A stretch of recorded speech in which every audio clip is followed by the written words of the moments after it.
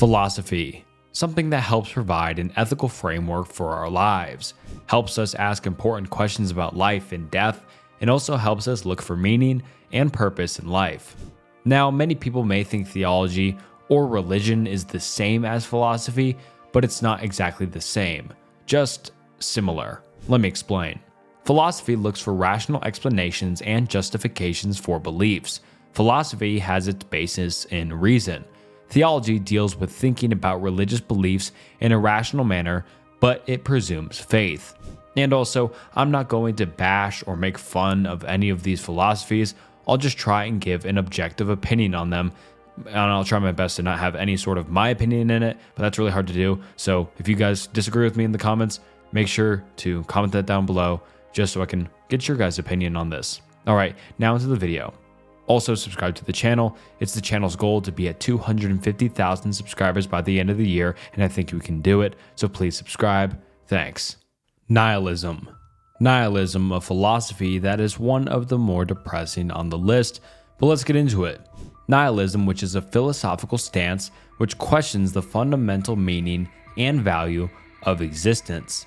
It suggests that life lacks inherent purpose or significance. This viewpoint challenges traditional beliefs, particularly regarding morality and the nature of reality.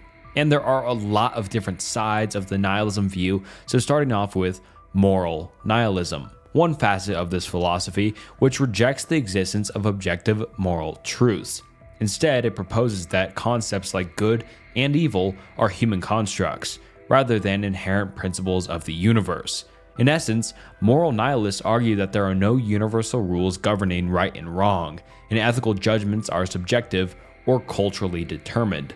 Existential nihilism, another important aspect, delves into the ultimate meaning of human existence and the universe. It contends that life is devoid of intrinsic significance and any attempts to find meaning are ultimately futile. This perspective can make you pretty depressed or sad because it's saying nothing really matters. If someone truly believes in this philosophy of nihilism, it could lead the person to grapple with the apparent absurdity and insignificance of their lives and the vastness of the cosmos. However, nihilism isn't purely about despair. Some proponents argue that embracing nihilism can actually be liberating. By recognizing the absence of inherent meaning, individuals are freed from the constraints of traditional values and beliefs.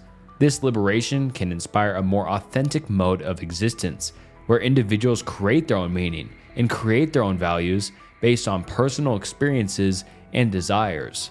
Throughout history, nihilism has influenced literature, philosophy, and art. Thinkers like Friedrich Nietzsche and Albert Camus have explored its implications, prompting deep reflections on the human condition. While nihilism can be unsettling, I personally think it fits certain people. If someone doesn't fully align with traditional moral beliefs, it could be a decent fit, I guess. Also, it allows complete control over what you believe without having to conform to any religion or other philosophy. So, D tier. Absurdism. Absurdism is another philosophical viewpoint that delves into the meaning of existence, but it approaches the subject differently than nihilism.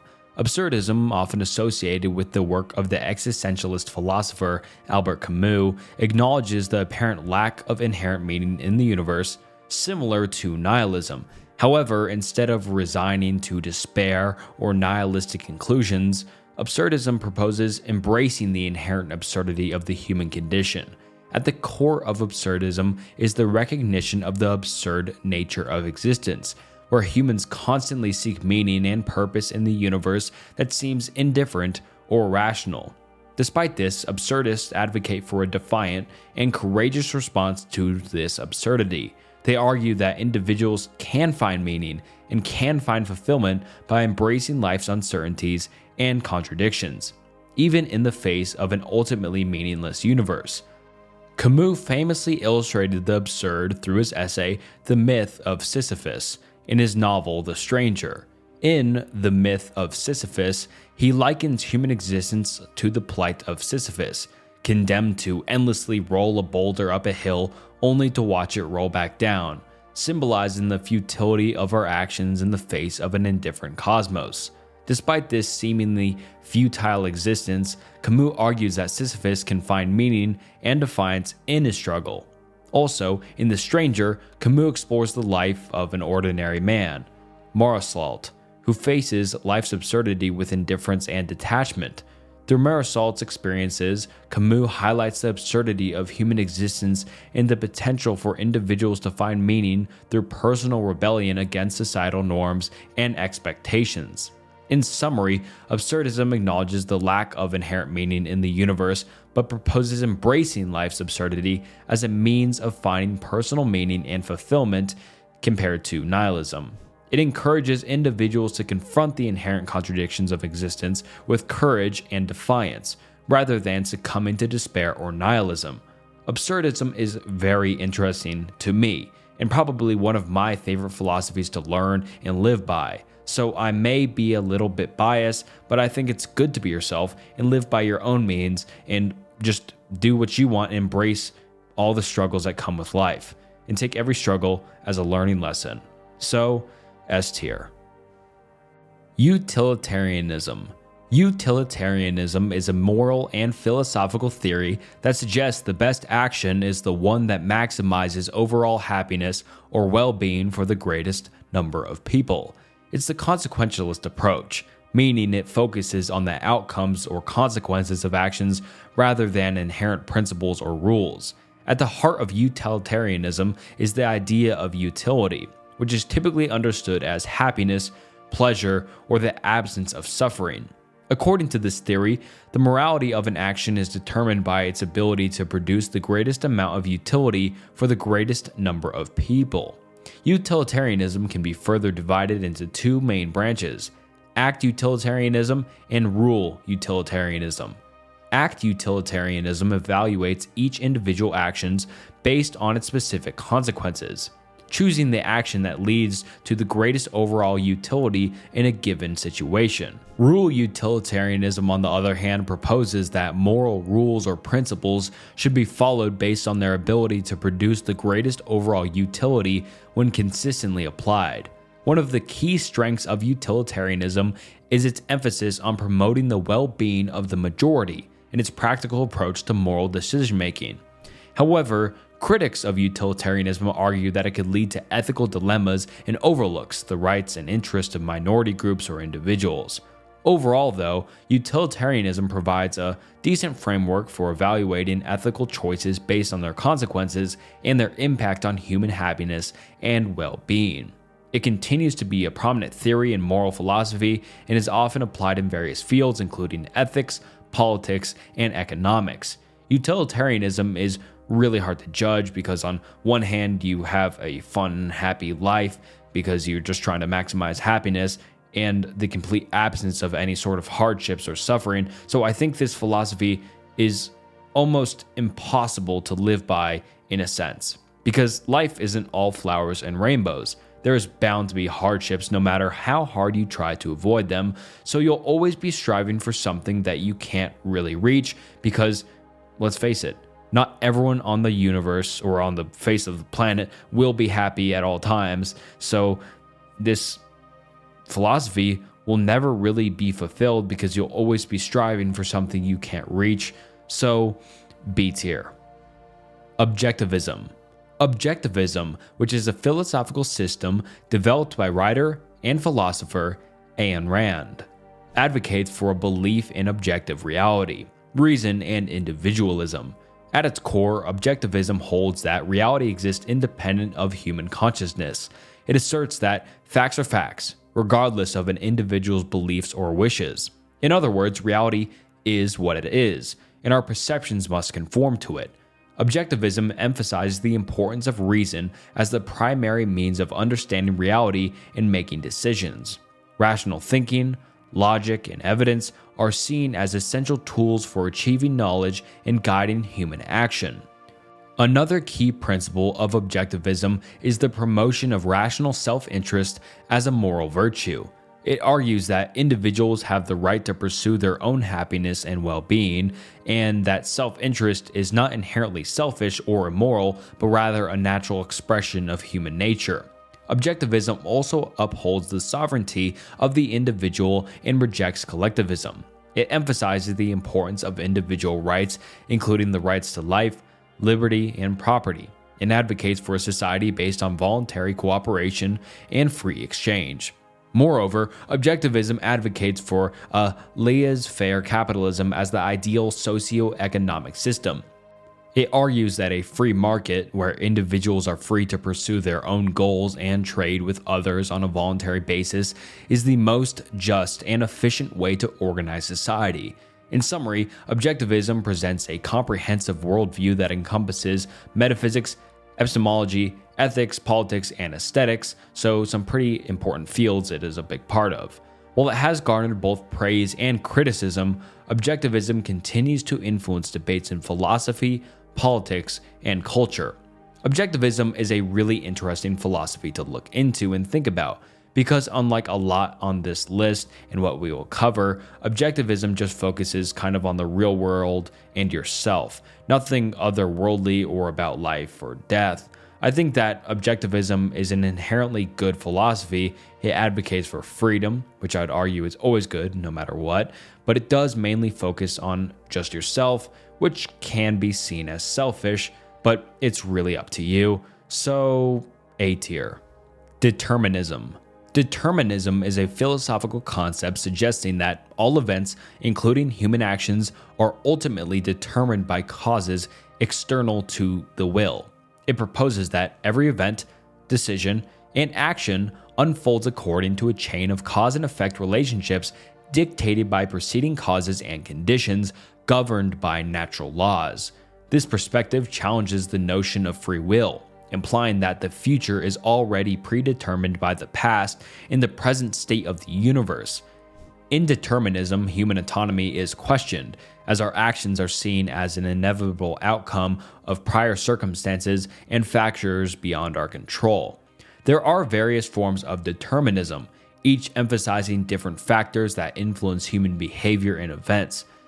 Causal determinism asserts that every event is necessitated by preceding events and natural laws, while biological determinism argues that human behavior is determined by biological factors like genetics and neurochemistry.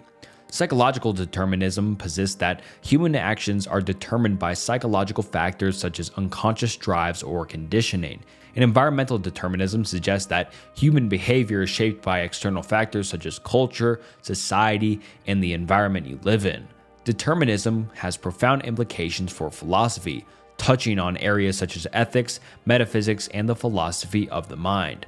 It raises questions about moral responsibility and the possibility of genuine human agency within a deterministic framework. Despite the challenges it poses to traditional notions of freedom, some philosophers advocate for compatibilism, which argues that determinism and free will are actually compatible, allowing for a meaningful sense of freedom and responsibility within the constraints of deterministic forces.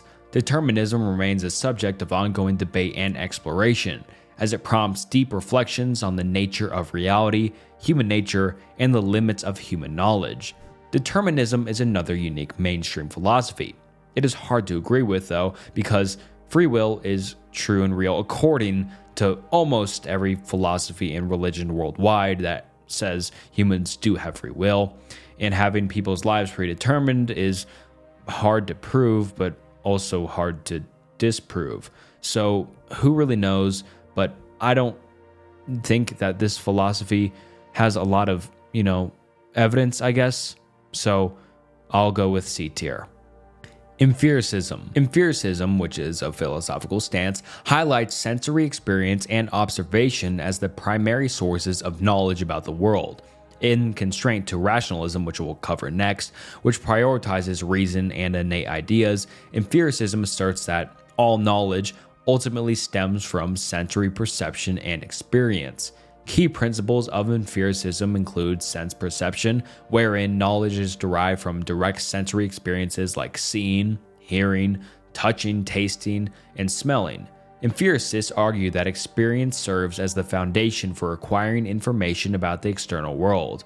Moreover, empiricism views experience as the sole source of knowledge, encompassing both empirical observations of the external world and introspective observations of one's own mental states and experiences. Empirical evidence obtained through observation and experimentation holds primacy in forming beliefs and making claims about reality. Empiricists often employ inductive reasoning, drawing general conclusions or making predictions based on specific observations or data. This form of reasoning enables them to generalize from observed instances to broader principles or patterns. Closely linked with empiricism is the scientific method, which entails formulating hypotheses, conducting experiments, and analyzing empirical data to test and refine scientific theories. Empirical research is foundational to scientific inquiry and knowledge acquisition. Empiricism has left an indelible mark in various fields, including philosophy, psychology, and science. Renowned empiricist philosophers like John Locke, David Hume, and John Stuart Mill have significantly shaped the development of empiricism as a philosophical doctrine. While empiricism underscores the significance of sensory experience and empirical evidence in knowledge acquisition, it has encountered criticism for its limitations, such as the potential fallibility of sensory perceptions. Nevertheless, empiricism remains a fundamental approach to understanding, guiding inquiry, and exploration across diverse realms of human knowledge. I think that empiricism is a great way to look at the world because it's very easy to grasp and understand compared to other philosophies or religions, because everything is physical and you can, use your five senses to understand it. So you can understand water pretty easy. You can see it, you can taste it, you can smell it, you can feel it, etc.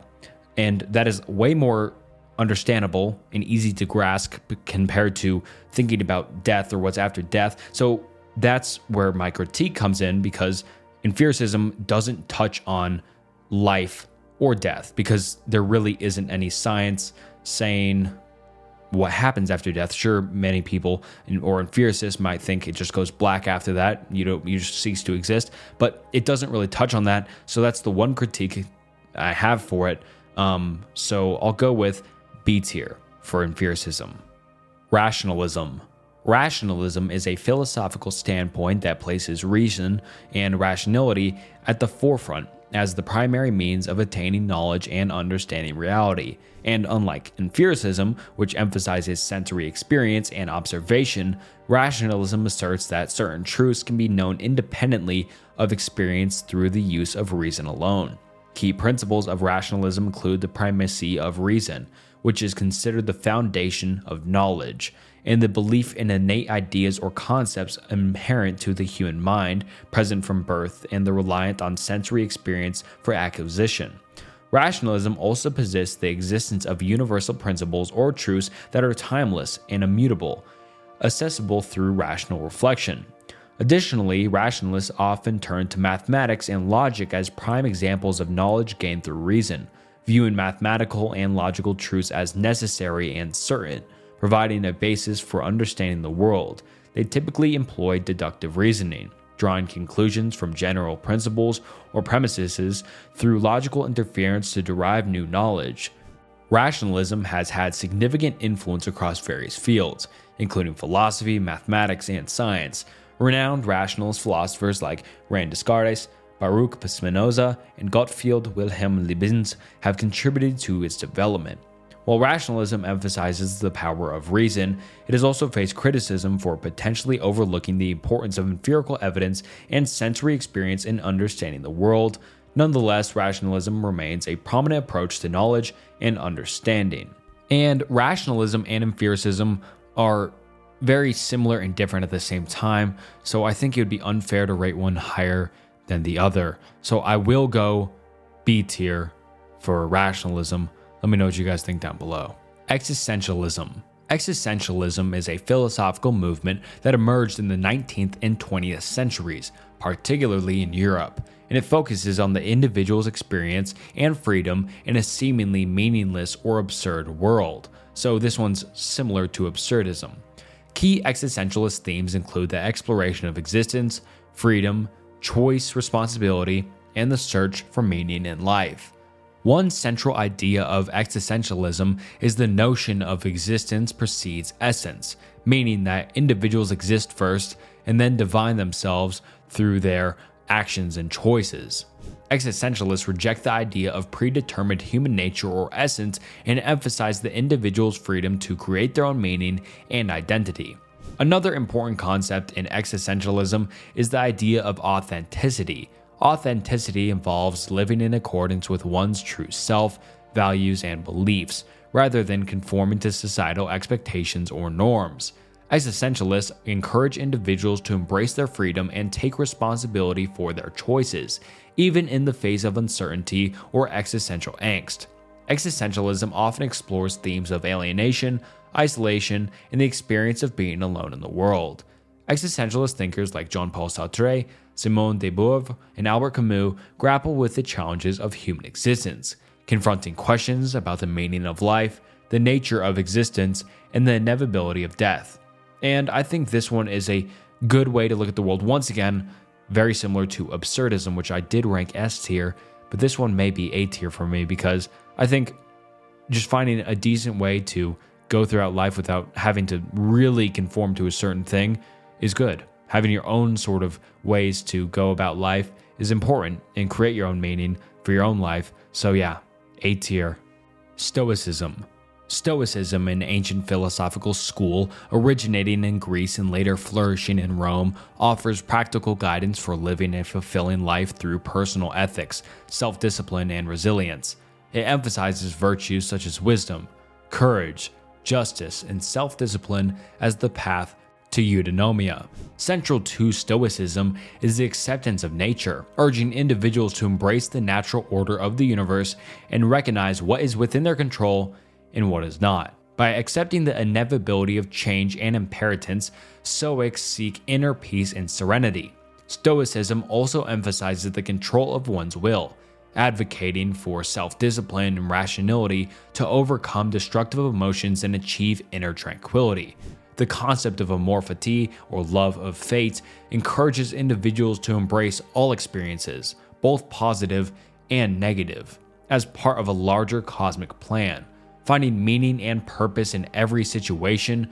Additionally, Stoicism urges individuals to live in the present moment, letting go of regrets about the past and worries about the future. By focusing on the here and now, individuals can find contentment and fulfillment in the present moment.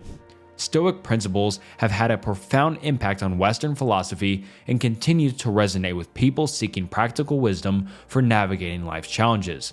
Adopted by leaders, entrepreneurs, athletes, and scholars alike, Stoicism offers timeless guidance for cultivating resilience, wisdom, and inner peace in the pursuit of meaningful life. And I don't think I have much to say here other than S tier, because I think searching for complete eudaimonia and letting go of your past regrets about the past, and you don't need to worry about the future either. You just focus on the here and now and focus on you here and now and just focus on becoming the best version of yourself. And I think it's hard to argue anything other than S tier for Stoicism. And alright, that wraps up the philosophical tier list explained, I guess. There wasn't many on here, but it was a 25-minute video around there, so that's long enough, I think. 9 different philosophies, ranked them all differently. I think that's perfect length for a tier list video. Let me know if you want a part 2, because I really enjoyed making this and scripting it. It was great. I really enjoyed it. Philosophy is just so interesting. Yeah, just I hope you enjoyed it as much as I did. And I want to hear down below, did you agree with me? Did you agree with my rankings? Did you agree if I put something in S tier, A tier, B tier, C tier, D tier? Did you agree with it? Yes or no? Please let me know down in the comments, because I definitely read all your comments, and I'll definitely reply if I think it's a decent feedback you gave or just opinion. So yeah, let me know if you would like to see more tier lists of something else in the future, because I definitely enjoyed making this video a lot. A lot of fun. Yeah. Yeah. All right. You're still 25 minutes in listening to me yap. Subscribe and like the video. It helps a lot. And until next time, see ya.